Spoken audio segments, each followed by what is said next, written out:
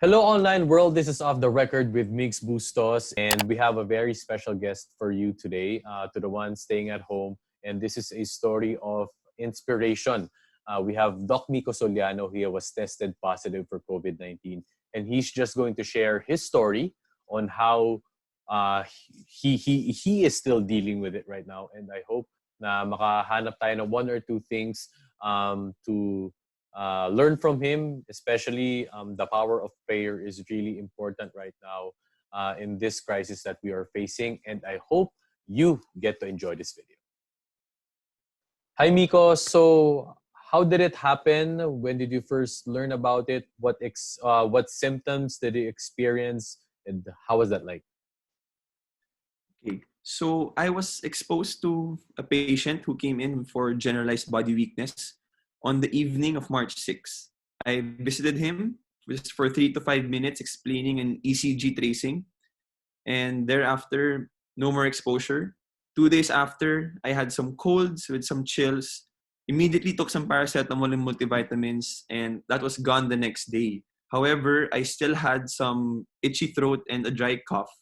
And on that same day, that patient we found out was positive. When we found out that was positive, since I had symptoms, I was immediately tested and then sent on home quarantine. 2 days after again, I was still feeling a bit. I had less of the cough and the itchy throat, but since I found out I was positive at that day, I was immediately admitted to the hospital and then isolated. During the hospital stay, though, I had no more cough, no more itchy throat. But the peculiar thing was that I had no sense of taste nor smell at all. And I slowly regained that 4 to 5 days after. And that's wherein I became asymptomatic, or I had no more symptoms at that time. So I was already on the recovery and things were going better at that time. But those are very mild symptoms. What happened? What was the first thing that went into your mind, Miko, when you found out that you tested positive? So first thing again, first thing I really thought of was I was going to cause a lot of stress. I was going to cause a huge depletion from the exposure aspect of of me being a positive patient. There was a lot of guilt that came to me because I knew that I was creating a stress, not just me, but for so many people around me. And I knew that I would be fine. I knew statistically I would be a mild case.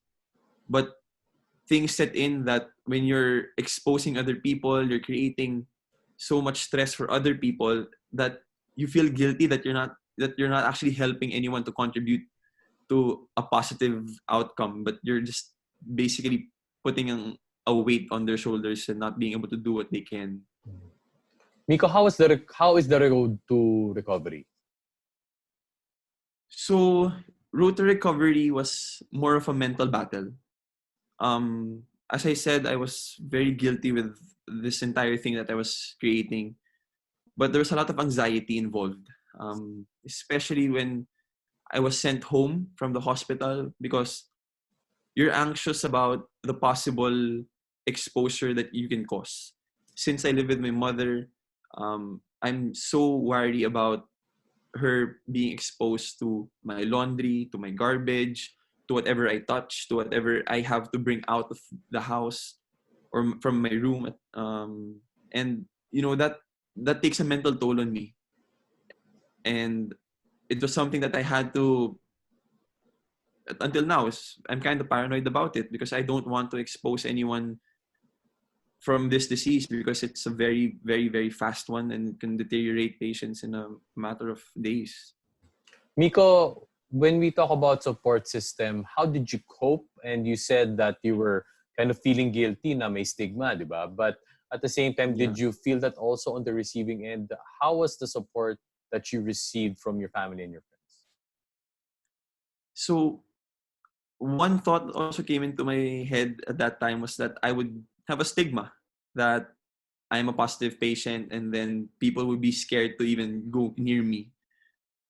At that time, yes, I was isolated, but I was overwhelmed with the support that I got.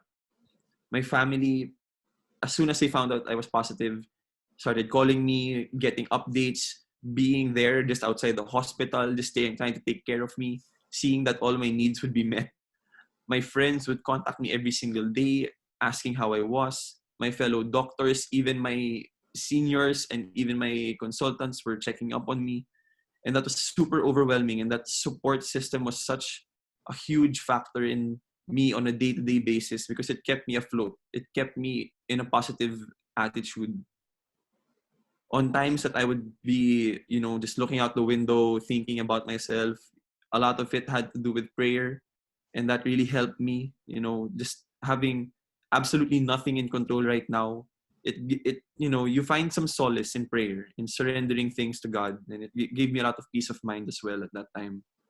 And you surrender yourself to God. And that sense that He gives you that sense of assurance that things will be fine, that things will be better, that things, you pray. And, my mom would always give every day, she would send me messages to read upon this verse, read upon this story, pray, always be praying. And whenever she does, it's a gentle reminder to me that I should. Because whenever I would do so, I'm able to release some of my frustrations. And as I do that, I get a sense of calmness. I get a sense of being grounded again, of being trusting to the Lord and just being surrendering to Him, because we know that at the end of the day, He's in control. And I try to pray every day. I try to read up on the verses that my mom gives me, because actually there's one verse that, if I may, it's Psalm 91, verse 10. No harm will overtake you. No illness will come near your home. God will command His angels to protect you wherever you go. They will carry you in their arms and you won't hurt your feet on the stones. And I really take that into heart right now. Especially me, since right now I've gone through it. I know it's a verse that can really help, especially someone who just got diagnosed. And it's something that sometimes people take for granted. But, when you're put in this situation, you have no other place to go to. This is one place that you can always go back to. A lot of people, especially in my age, have difficulty with religion. And if there's always something I tell you, is that even if you turn your back on the Lord, He will always have arms wide open when you look back to Him. And that's something that I always take to heart. And I always remind whoever is in question of their faith that no matter what happens, you may be going through your own process right now, that you can always go back and lean on Him no matter what problem you're going through. So. Now, being in your field, Miko, of course, it's going beyond the call of duty. Diba? And I'm sure that once you recover, what are your plans? I'm sure you want to get back on the front lines. Do you have any plans already of going back once you are cleared? Yeah, immediately. All I'm waiting for right now, since I'm clinically stable already, are my negative results.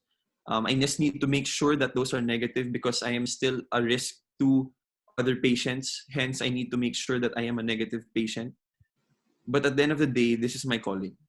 I took an oath, and no one has to force me in doing my duty as a doctor. This is something that goes beyond an individual.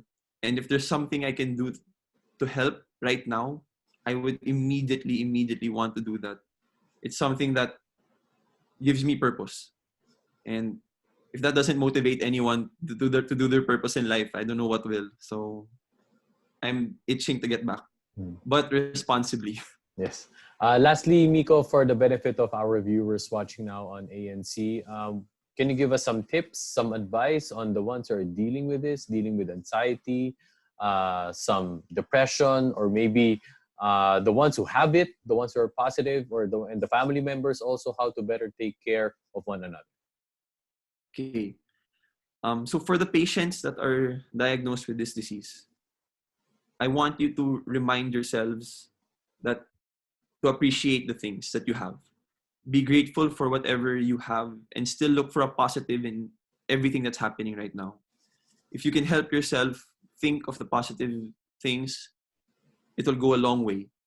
You have to see that you're fighting for something. Yes, you're fighting for your life, but after this, when you recover, you have so much more to give. And I want you to remind yourselves of that. Take this as an opportunity right now to do what you can. For everyone that's in this pandemic, especially the relatives of the patients, take this time as an opportunity to say what you want to say, do what you want to do, and make the most out of it. Right now, we know how precious life is, and we know how precious a circumstance is. It's changed so much lives right now, especially mentally.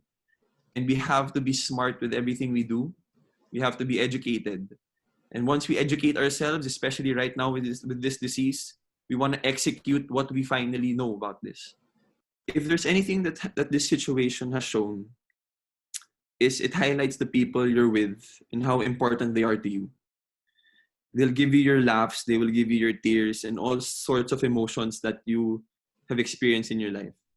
We're going to appreciate them a lot more from now and after this whole pandemic is over with.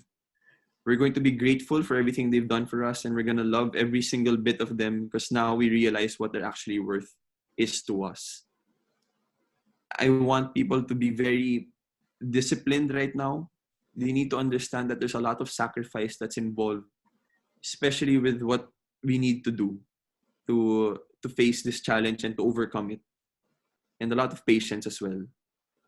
So when it comes to what we can do, again, personal hygiene, wash your hands as much as you can, don't touch your faces. When we're on lockdown, please be responsible and vigilant to what the government is telling us to do right now. Very sensitive topic, but I know, but it is the best thing for us to stay at home. Okay? If there's also anything, take this as an opportunity. This is one huge opportunity for everyone. As much as we're at home, there's so much we can do. The fact that we're having this interview right now is also something that is also a sign that we can do something while we're at home. If you want to contact your friend that you haven't had a conversation with for the past 10 years, go and contact him. If you want to start dancing, you want to start singing, you want to act, you want to do anything creative, go ahead. Do something for yourself. Because whatever we do right now was something that we as human beings are improving upon each and every day. So why we want to avoid contact with anything, we want to have our hand hygiene being done regularly. We want to isolate ourselves if we think we are people under investigation or under monitoring. Be disciplined, sacrifice a bit. It will go a long way. And next, encourage other people to do the same as you're doing. Because to flatten the curve or to really combat this disease, it's really an effort among all of us. That's something we need to realize, that it's not just one person that has the responsibility, but everyone has a responsibility right now. So lastly, Miko, I'll give you this opportunity to give a shout out to everybody who supported you, who stood by your side all the way, and just to show them appreciation. Wow. Oh my God. Gosh. There's so much people. Like the overwhelming support right now is unbelievable. And if there are people I would shout out to, it's first off my family, my sisters, my two sisters, my mom, my dad, to everyone, my titos, my titas here and abroad, my girlfriend, she's a fellow doctor, and she's been through worse times than this, and she's someone I always lean on, and especially in this case. To my fellow workers, my fellow frontliners, my fellow residents, thank you so much for all of this. You've just been such an inspiration to me. If there's anything, all of you, all frontliners, they've been a blessing to see them work no matter what situation they were put in. And hey, I love you all. You know that. So thank you so much, Doc Mico Soliano, for sharing your story of inspiration. I hope you get well soon, and I hope that your story serves as motivation for people to get out of their anxiety, to get out of that depression. And sana maging example ka para sa mga taong who needs God the most. So there you have it. This is Off the Record with Migs Bustos, with my guest, MICCO Solliano. Thank you guys for watching this video. Stay safe and